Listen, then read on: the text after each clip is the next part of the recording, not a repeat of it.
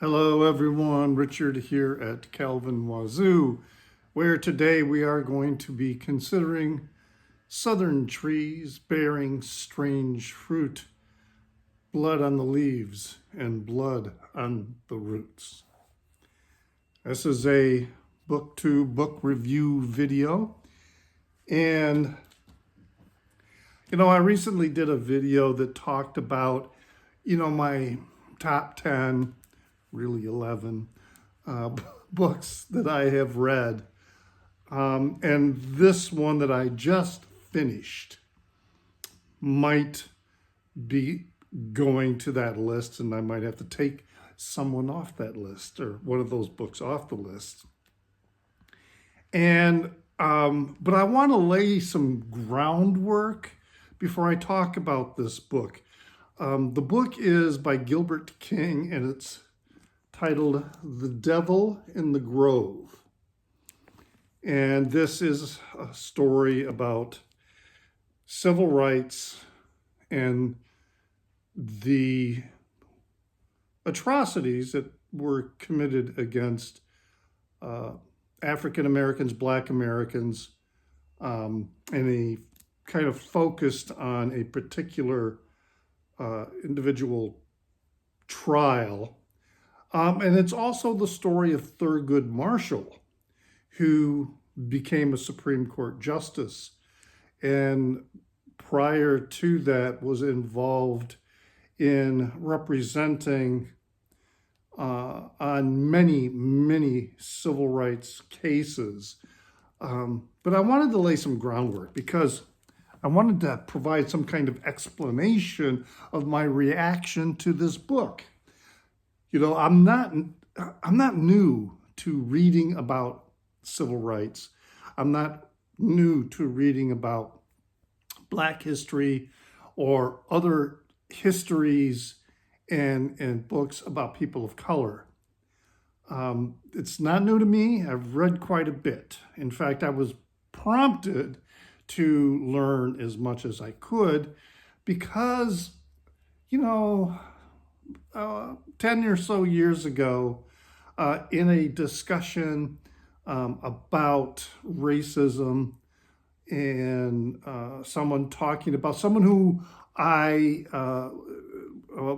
they were an associate of mine in terms of they're not necessarily a friend, but they were certainly someone that I knew and I respected tremendously. And when the discussion was, talking about behaviors and attitudes of white people, I made the big mistake of saying, not all white people. And wow, did I get schooled after I said that. There was no shade being thrown. I was getting a downright reading on that, and how by saying that I was making the discussion all about me all of a sudden, because now I'm pointing myself out. I'm not that kind of a white person. And so I'm derailing the whole discussion when the discussion was not about me, and I should have known it was not about me. And that made me realize, maybe I don't know as much as I think I do. So I started reading a lot of books and learned a lot of things. So I'm not new to this. And some of these books, outraged me, such as this recent one, the new Jim Crow, which is by Michelle Alexander, which talks about how this effort in the United States at mass incarceration is just the Jim Crow laws were ruled unconstitutional, but that didn't really change anything because we're still finding ways to oppress Black people. I read, everybody talks about Martin Luther King, but there was a real important person behind Martin Luther King that helped Martin Luther King reach the stage that he did, and that was Bayard Rustin. So I read this one here, I Must Resist, which is his life portrayed in the letters that he wrote, starting from when he was part of the Montgomery bus boycott and when he was sent to prison during World War II for being a conscientious objector. And then I also read Time on Two Crosses, the collected writings of Bayard Rustin. So learning as much as I could about him, because if it weren't for Bayard Rustin, there would not have been a March on Washington. So there was a very good biopic that was released a couple of years ago. If you haven't seen it, you should look it up and watch. And then there were the cases and the stories that outraged me, like the assassination of Fred Hampton, who was a member of the Black Panthers. You know, an organization that gets maligned all the time as being too radical, too revolutionary. You know, the Black Panthers are responsible for? They're responsible for school breakfasts. They started school breakfasts. And now that's something that is just a common thing. It's expected for public schools to be offering breakfast to students. It didn't happen until the Black Panthers started doing it. And then, you know, a book like this one, The Burning, about the 1921 race riot in Tulsa, Oklahoma. Okay, and you know, perhaps you've heard of some of the riots that occurred, such as the Watts riots in Los Angeles. Maybe you know about the riots that occurred in Detroit. And then there have been others. But in 1921, there was a race riot in Tulsa, Oklahoma, against what was known as Black Wall Street, because the blacks in that community had built up a strong economic base within their community that was thriving. And then one day, something got trumped up because a young black boy looked wrong or said the wrong thing or whatever. He was working as an elevator operator to a white woman, and that started rioting. That included white people getting up in planes and then taking rifles and shooting down at the ground and dropping bombs on the homes of the black residents, walking up to the homes in the black neighborhoods and setting them on fire with people inside. And then, of course, stories of outrage cannot be can't go without mentioning what happened to Emmett Till. So I've read some material on this subject, and I do believe I can say that I am better versed in the history of racism in the United States, both in terms of decades ago and right now, than most of my peers. But when I was reading this book, I reached new levels of outrage. It was unbelievable what was described in this book. However, it is believable because it's all well documented and it really, really happened. So Thurgood Marshall began his career as an attorney for the National Association for the Advancement of Colored People, the NAACP. And during the 30s and 40s and into the 50s, he was the legal representation in a lot of really, really important cases, that many of which went to the Supreme Court, including the famous Brown versus the Board of Education, which finally dismantled the concept that separate was equal. It proved that separate was not equal in terms of education. And that was the final straw to the 1898 decision of Plessy versus Ferguson, Supreme Court decision that essentially said that, well, separate is equal. Separate accommodations is equal, okay? And that was the establishment of Jim Crow through the decades that followed. So, and then he became a Supreme Court justice himself. So Thurgood Marshall is a really important person in civil rights history and in the history of the United States. Devil in the Grove, while this book talks about many of the cases that Thurgood Marshall was involved in, it also explains very vividly the atmosphere in the Deep South. And because Marshall lived in New York City, but he would have to travel down to places like Alabama and Mississippi and Georgia and Tennessee and, Oklahoma, and then Florida. Oh man, did I learn some things about Florida that I had no idea with this book.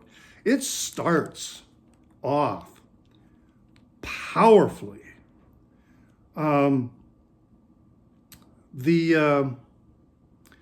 What is it here? Yeah, it starts off with Thurgood Marshall contemplating, when they did lynchings, when they hanged black people,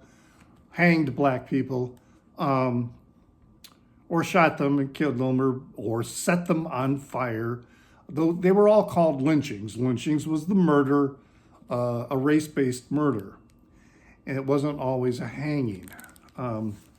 But he's contemplating the photographs of these lynchings, because that's what the white people did. They photographed the event, sometimes made postcards. If you're familiar with Bob Dylan's song, Desolation Row, it starts off about they're selling postcards at the hanging. So anyway, this, starting off this story or this book, we're on page 3, and there's this paragraph here I want to read to you. The photographs were always horrifying. Shirtless black victims, their bodies bloodied, eyes bulging from their sockets. Of all the lynching photos Marshall had seen, though, it was the image of Reuben Stacy, strung up by his neck on a Florida pine tree that haunted him most when he traveled at night into the South. It wasn't the indentation of the rope that had cut into the flesh below the dead man's chin, or even the bullet holes riddling his body that caused Marshall, drenched now in sweat, to stir in his sleep. It was the virtually angelic faces of the white children, all of them dressed in their Sunday clothes, as they posed, grinning and smiling in a semicircle around Reuben Stacy's dangling corpse. In that horrid indifference to human suffering lay the legacy of yet another generation of white children who, in turn, would, without conscience, prolong the agony of an entire other race. I could see my dead body lying in some place where they let white kids out of Sunday school to come and look at me and rejoice, Marshall said of a dream that he had. Yeah, this is, it's incredibly, when you read those words, you think okay, how awful the racism was, how awful the racism is still today. But don't kid yourself, you don't know. If you're a white person, you don't know. You have to read this kind of material to truly grasp and understand what has happened and what is going on today.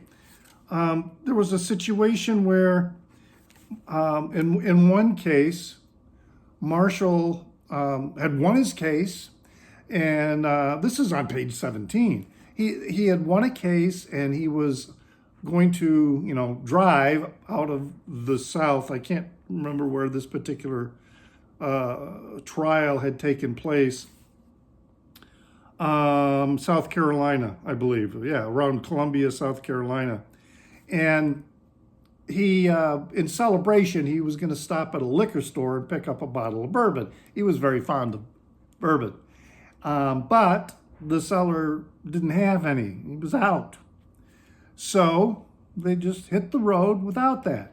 Well, apparently the local police and the KKK knew of Marshall's liking of bourbon. So they set up an ambush on the road and pulled over the car that Marshall was in, thinking that they were going to get, a drunk driving accusation so that they could throw him in jail because he won the case. He got a black man free. And so they're driving along, through the woods, okay? Marshall had no idea where they were going. For years, his dark humor had horrified young lawyers and assistants when he would go into great detail about what Southern police or the Klan did with uppity Negroes in the woods. Now Marshall was the uppity Negro, alone, and he wasn't in a joking mood. Looking out the window of the sedan, he could see the cedar trees as the headlights flashed across them. It was under a cedar tree just down the road that hundreds of townspeople had gathered around young Cordy Check in his last living moments. They had watched and cheered as officials pulled down Cordy's pants and castrated him before forcing him up a stepladder and hanging him. Pistols were passed around the crowds. They were fired until all the bullets were gone. Well, this was page 17 and 18, so needless to say, Marshall didn't get strung up that night, but, this happened to him where he was nearly lynched. A prominent NAACP lawyer in the South got a black person acquitted of their charges. And ain't none of the white people down there going to have that. I mean, this book is it's riveting. I have to go to another page here for another example. Of the outrage. You have to listen. You have to hear this. You have to understand this. You can't sit back and go, oh, I know it's been bad. I know it's terrible. No, you don't. This was about a 14-year-old boy, black boy, Willie Howard, who sent a note to a classmate, a white girl, expressing that he had a crush on her. And the white girl told her daddy. Her daddy was having none of that. So, Willie Howard's choice of Cynthia as his sweetheart incensed the Goff household. According to Lula Howard, the boy's mother, on the morning of January 2nd, Phil Goff and two other white men arrived at the Howard's house and asked for her son, Willie. When the two men tried to drag Willie off the porch, Lula Howard struggled to hold on to her boy until Goff pulled a gun on her. She released Willie, who was then moved into their car. The three men drove to the Bond Howell Lumber Company. There they picked up the boy's father, James Howard, a company employee, and then drove the father and son down a red... See, I know it's going to happen.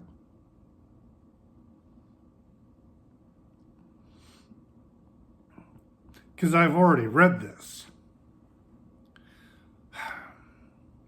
Then drove the father and son down a red clay road into the woods.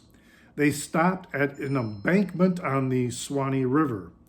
Inside the car, once the boy admitted that he'd written the letter to the girl, Goff and the two white men bound the 15-year-old's hands and feet with rope.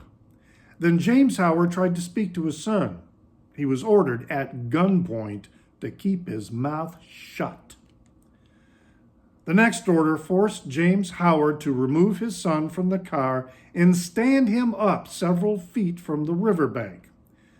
With the boy in place, bound, and now crying, Goff asked him if he understood the penalty of his crime. Willie sobbed, "Yes, sir." By now, James Howard knew his boy would find no mercy in these woods, and finally permitted to speak, he said to his son, "Willie, I can't do anything for you now. I'm glad I have belonged to the church and prayed for you." Goff allowed the boy a last request, and Willie asked his father to take his wallet from his pocket. The postmaster, this guy was the local postmaster. The postmaster lifted his gun and forced the boy to choose between a bullet and the Swanee River. Bawling and terrified of the gun, Willie staggered backward and toppled over the rock's edge into the river, where the deep, dark water swallowed him.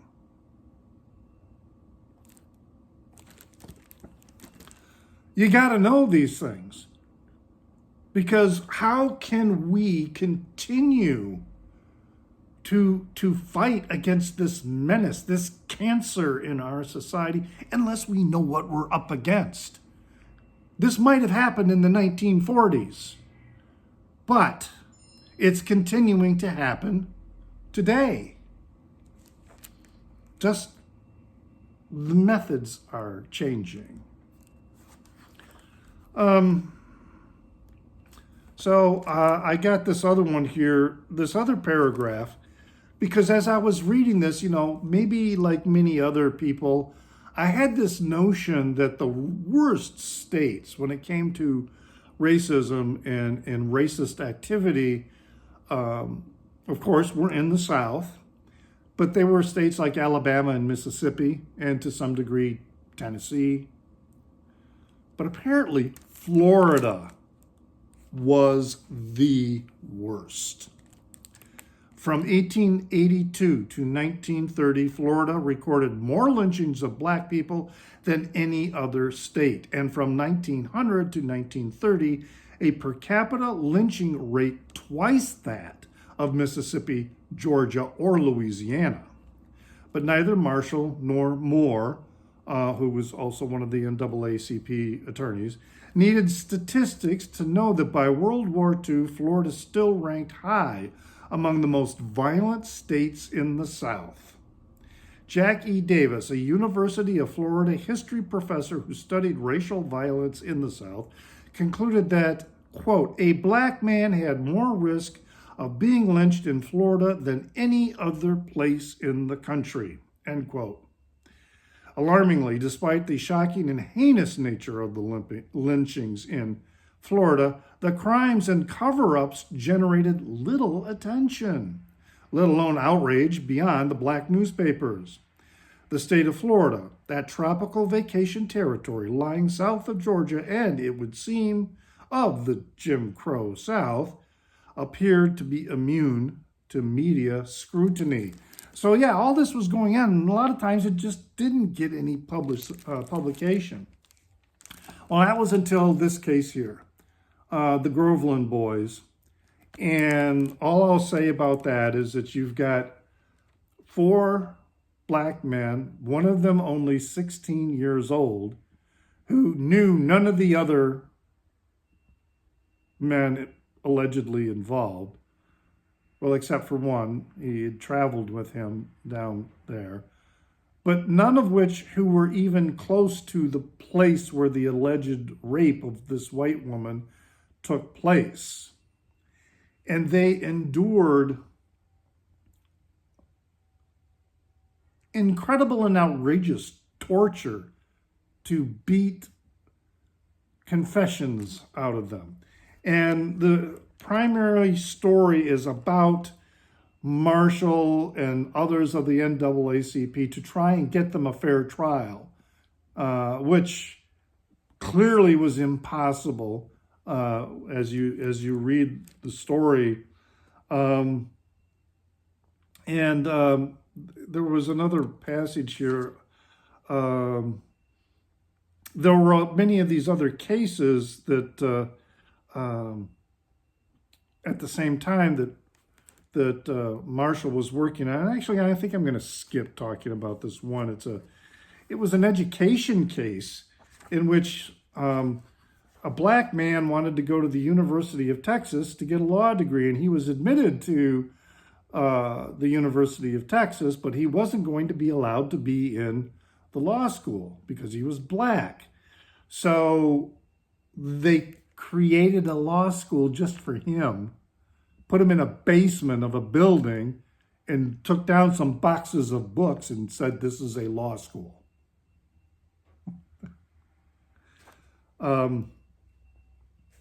But there is this powerful, powerful quote Marshall said regarding this case that I think really speaks to everything about our Constitution and the rule of law, which currently, right now, is afire.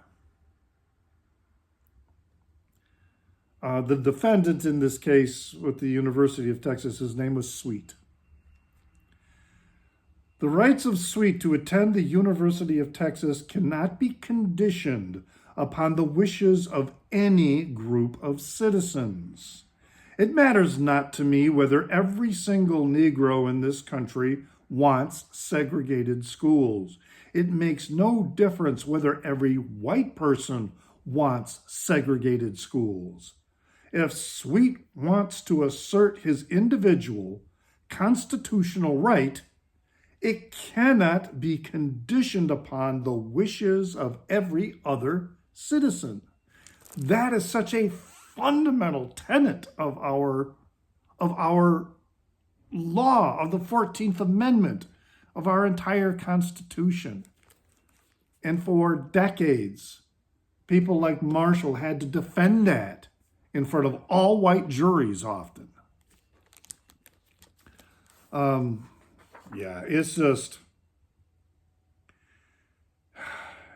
It's just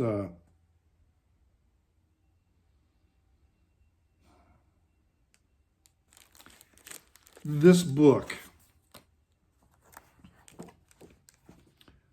I swear to God, you really ought to read it. If you really want to know about civil rights and the oppressions blacks continue to endure in the United States, you need to educate yourself. But I found this one more passage I want to read to you because it's important, again, to understand that what we think is going on now with the Supreme Court is something new when it's not. It's been going on for a long time. And that's the political nature of the Supreme Court. We think of the Supreme Court as being above politics. No, it is not, and it hasn't been, ever. We think this is a new phenomenon with this particular court, that they are bowing down to political forces. No, it's been going on ever since the court was created. So this paragraph here, I think, is just really important. So bear with me. The Supreme Court, Marshall knew better than most, could be wildly unpredictable, especially in criminal cases. He had argued 32 cases before the court, and though he had lost only 3 decisions over his career, 2 of them had been death penalty cases. The third had been the 1944 Lyons versus Oklahoma case, in which the black sharecropper W.D. Lyons confessed to murder after being repeatedly beaten and then presented with a pan of the infant victim's charred bones. Marshall had prepared the brief for the case with William Hastie, and Marshall himself had established the precedent regarding coerced confessions in criminal trials 4 years earlier when he had argued Chambers versus Florida before the Supreme Court. He had every reason to believe he stood on solid ground for a reversal, yet the court had upheld Lyons' conviction. There was speculation that Justice William O. Douglas, who had till then consistently voted to reverse in coerced confession cases, might have cast his vote to let the conviction stand because it was possible that he might be chosen to be Franklin D. Roosevelt's vice presidential running mate, and he wanted, therefore, not to offend the southern wing of the Democratic Party.